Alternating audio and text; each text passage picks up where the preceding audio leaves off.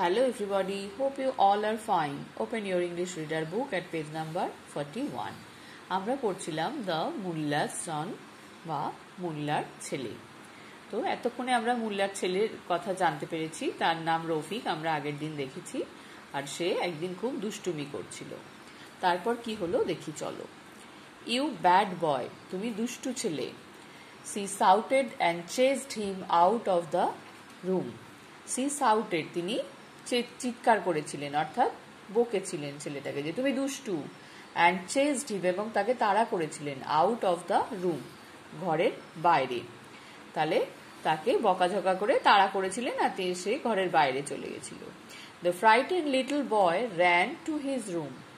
The frighten little boy, অর্থাৎ সেই ভয়ার্ত ছোট্ট ছেলেটাও ভয় পেয়ে গেছিল মা বকাঝকা করে তাড়া করেছে বলে। র্যান টু হিজ রুম, তার ঘরে দৌড়ে গিয়েছিল। And hid under the bed, এবং বিছানার তলায় লুকিয়ে পড়েছিল। His mother decided to leave him where he was.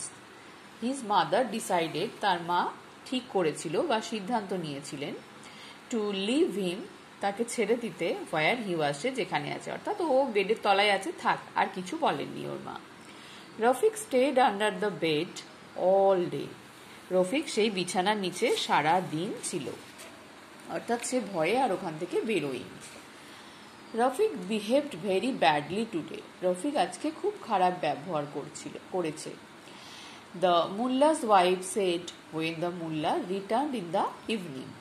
The mullah's wife said, মুল্লার স্ত্রী বলেছিলেন, হোয়েন দ্য মুল্লা রিটার্ন, যখন মুল্লা ফিরে এসেছিলেন, ইন দ্য ইভিনিং, সন্ধেবেলা, অর্থাৎ সন্ধেবেলা মুল্লা যখন ফিরে এলেন, বললেন ও আজকে খুব খারাপ ব্যবহার করেছে।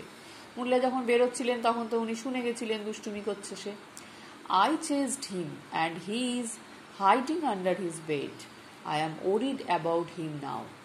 তারপর তার মা কি বলছে, আই চেজড হিম, আমি ওকে তাড়া করেছিলাম, and he is hiding under his bed, এবং সে তার বিছানার নিচে লুকিয়ে পড়েছিল, সে ওখানে লুকিয়ে আছে এখনো। I am worried about him now, আমি এখন তার সম্পর্কে চিন্তিত, অর্থাৎ তাকে আমি যখন তাড়া করছিলাম সে বিছানার নিচে ঢুকে গেছিল, কিন্তু সেখানেই সে এখনো আছে, এবার আমার চিন্তা হচ্ছে। But he won't listen to me, কিন্তু সে আমার কথা শুনবে না।